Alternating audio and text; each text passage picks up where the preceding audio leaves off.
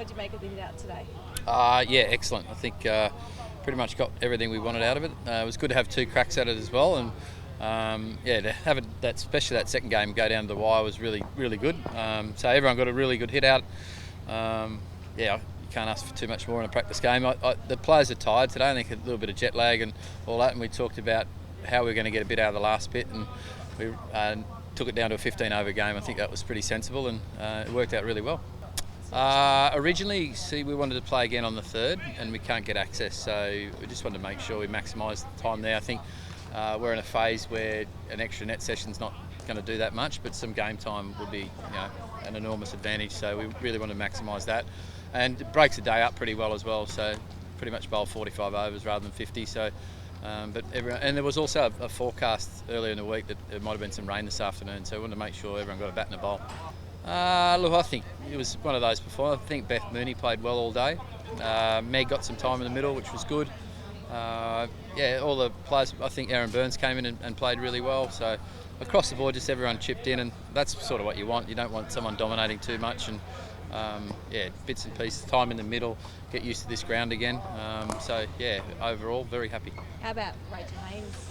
Obviously Rach, and she'll be, I just walked past her then. She wasn't overly happy with the last result there, not being able to get some runs off the last ball, but that was awesome in the first innings and just showed the class. I think it was hard going early. Her and Beth set a foundation up in the partnership, and then when it was time to go, she went, and unfortunately Georgia Wareham copped it, but just showed her experience and time to run beautifully.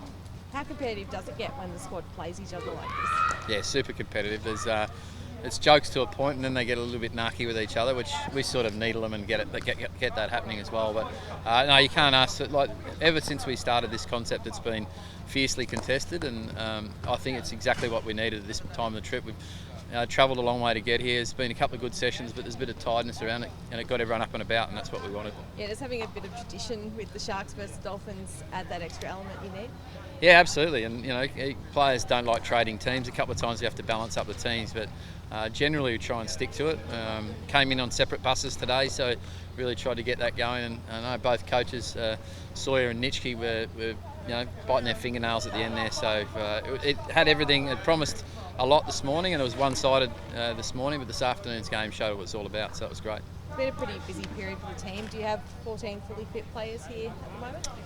Look, we've got a couple of niggles here and there. I think it's that last series we came out of that with a few niggles. So we're just being really sensible at this stage. It's that part of the reason we could have had a pre-tour camp in Brisbane. We decided to get here early, so we knew how hard it was to adjust after the jet lag, and I think that gives us a lot of time in our preparation. So we're just being really conservative with a few players and not going too hard too early.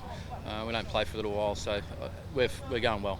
Are there a few things to work out with that ODI 11, particularly with Nicole Bolton not on this tour?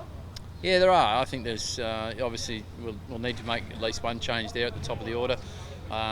Pretty much Rachel Haynes went in and did that today, so you'd expect that she'd probably take that spot up there.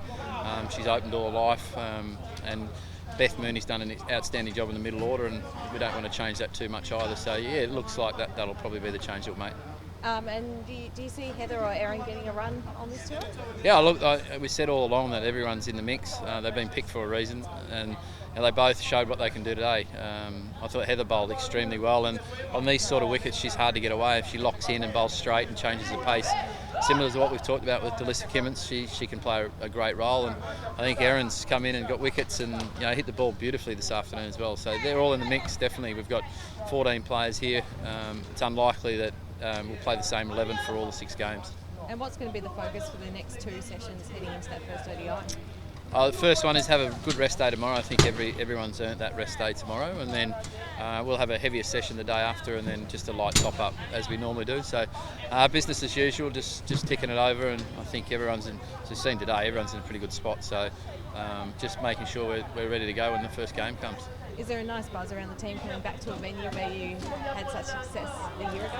Yeah, it is, and we were just saying it's quite different when there's not as many people here, and as we said, that haven't got the barbecues going and all that, but I'm sure once we get back here and it's proper game on, it will bring back a lot of great memories as well.